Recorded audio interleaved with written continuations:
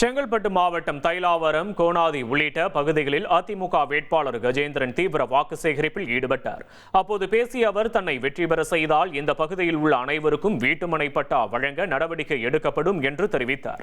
அனைத்து வீடுகளுக்கும் சுகாதாரமான குடிநீர் வழங்கப்படும் என்றும், ஏழை எளிய மற்றும் ஆதரவற்ற குழந்தைகளின் கல்வி கட்டணத்தை தமது சொந்த செலவில் செலுத்தப்படும் என்றும் அவர் கூறினார்.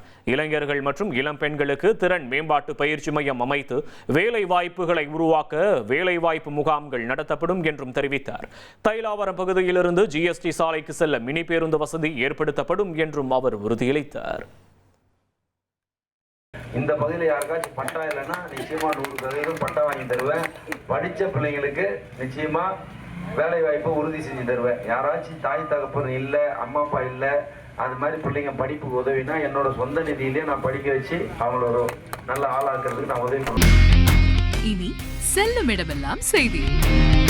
தந்தை டிவியின் வாட்ஸ்அப் சேனலை ஃபாலோ பண்ணினா செல்ல இருக்கும் இடமெல்லாம் செய்தி. இதோ QR கோட் இப்பவே ஸ்கேன் பண்ணுங்க, ஃபாலோ பண்ணுங்க.